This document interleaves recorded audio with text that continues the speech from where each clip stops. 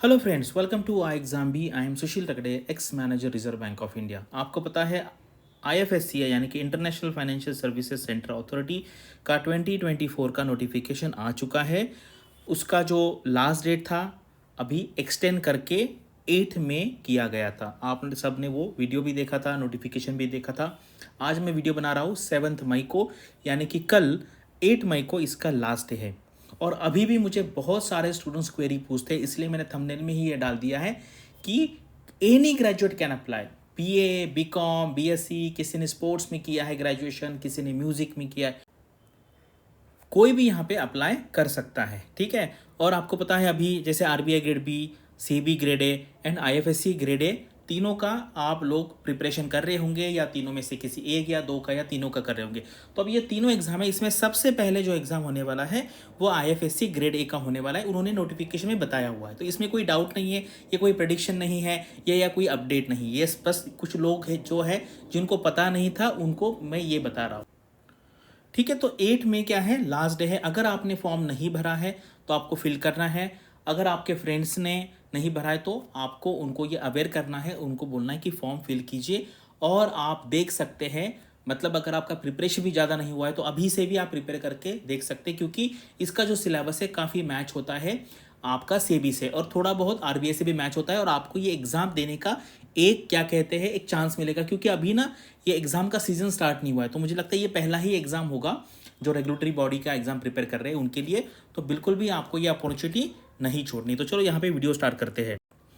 तो ये देखो, ये सिलेबस है, ये हमारे सेलेक्टेड स्टूडेंट है, उनके टेस्टिमोनियल से यहाँ पे आप देख सकते हैं। अगर आपको और कोई इन्फॉर्मेशन चाहिए तो आप यहाँ पे कॉल करके पूछ सकते हैं। और ये आईएफएससी का सिलेबस है, और मैं आपको इसको कंपेयर करके बताता हूँ कि आर यहाँ पे लिखा है वो आरबीआई से थोड़ा मैच होता है, और एसएसएबी से है। तो आपको पता है उसका जो पेपर 1 है, जीए है, इंग्लिश है, क्वांट है, रीजनिंग है। ये तो आरबीआई में भी है, सेबी में भी है। सेबी का लेवल बहुत ईजी होता है, आरबीआई का लेवल बहुत डिफिकल्ट होता है। ठीक है। उसके बाद जीए करंट अफेयर्स है, आरबीआई में, सेबी में, दोनों में है। सस्टेनेबल डेवलपमेंट आरबीआई में है, पॉवर्टी आरबीआई में है, इंक्लूजन आरबीआई, डेमोग्राफिक्स आरबीआई में है, कॉमर्स सेबी में है, अकाउंटेंसी सेबी में है, मैनेजमेंट दोनों में भी है, फाइनेंस दोनों में भी है, कॉस्टिंग सेबी में है, इंडियन इकोनॉमी जनरल जो है वो दोनों में भी है, ग्लोबल इकोनॉमी थोड़ा आरबीआई में प्रिपेयर करते हैं, फाइनेंशियल प्लान 5 ईयर प्लान जो है वो आरबीआई में है, financial schemes and initiative RBI में है। उसके बाद ये जो पेपर है आपका डिस्क्रिप्टिव का, ये आरबीआई में, सेबी में, दोनों में आता है। आईएफएससी एक्ट जहाँ पे मैंने डैश किया है वो आईएफएससी स्पेसिफिक है, लेकिन उसमें से कभी कभी आरबीआई में, सेबी में, क्योंकि वो फाइनेंशियल मार्केट का पार्ट है, ओवरऑल जब हम इंडियन इकोनॉमी का स्टडी करते हैं उससे रिलेटेड बहुत इनडायरेक्टली क्वेश्चन आ सकते हैं। अदरवाइज ये से आईएफएससी स्पेसिफिक सिलेबस है। जैसे मैं यहाँ पे टिक करता हूँ, ये आईएफएससी स्पेसिफिक है। इंश्योरेंस का दोनों एग्जाम में आ सकता है, ऐसा कोई है नहीं कि बिल्कुल भी नहीं आ सकता। पेंशन फंड है, इसके बारे में भी जनरल अगर कोई बड़ी न्यूज़ है तो आ सकती है, लेकिन ये जो सारे हैं जो मैंने राइट किए हैं ये आईएफएससी स्पेसिफिक है। अदरवाइज बजट दोनों में भी एग्जाम में आता है, आरबीआई सेबी में, इकोनॉमिक सर्वे दोनों में आता है, बैंकिंग दोनों में आता है, कैपिटल दोनों में आता है। तो अगर आप इसका प्रिपरेशन करेंगे, क्योंकि देखो अगर आपके सामने एग्जाम नहीं होगा तो आप प्रिपरेशन नहीं करेंगे, ये सबको पता है। तो इसलिए ये एग्जाम का प्रिपरेशन कीजिए, इससे आप काफ़ी एक क्या कहते हैं पढ़ाई के एक रिदम में आ जाएंगे। ठीक है। और उसके बाद जब सेबी का, आपको पता है सेबी का हाफ नोटिफिकेशन आया है, शॉर्ट नोटिफिकेशन, उसका फुल आ जाएगा। ठीक है। जब आएगा तब आप उसका प्रिपरेशन करेंगे, लेकिन ये करेंगे तो आप पहले ही कुछ चीज़ें पढ़ लेंगे, तो इसलिए फ़ायदा होगा।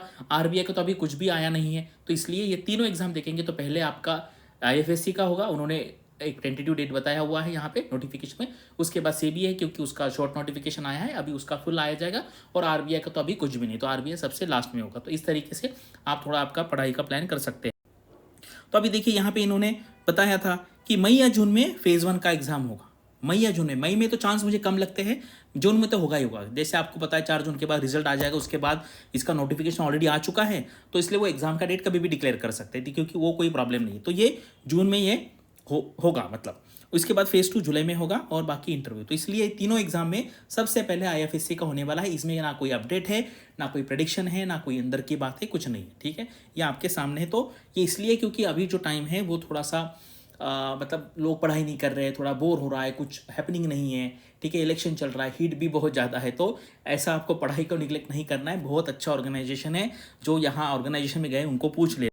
ठीक है। उसके बाद मैंने जो कहा था कि यहाँ पे कोई भी अप्लाई कर सकती है, ये क्या है, और मतलब ये दिस और दिस ये क्या है और ये क्या है और ये क्या है और इसका मतलब है एनी ग्रेजुएट कैन अप्लाई। बिल्कुल भी टेंशन नहीं लेना है, जाके फॉर्म भर देना। आप बीए है, बीकॉम है, बीएससी है, कोई भी है, आप फॉर्म भर देना है यहाँ पे जाके। और वैकेंसी भी आपको पता है पहले 10 थी, अभी उन्होंने 15 की है। ठीक है, ये उसका पैटर्न है, आप यहाँ पे जाके देख सकते हैं। और बहुत अच्छा ऑर्गेनाइजेशन है, रिसेंटली फॉर्म ऑर्गेनाइजेशन है, सैलरी भी बहुत अच्छी है, काम भी बहुत अच्छा है, बहुत पावर है। तो आपको, अगर आपने फॉर्म नहीं भरा है तो भर दीजिए, अगर आपने फॉर्म भरा है तो आपकी जो पढ़ाई है वो कंटिन्यू रखिए, उसमें मोमेंटम ला के आप और प्रैक्टिस यहाँ पे कर। Thanks for watching video and all the best for your studies and upcoming examinations.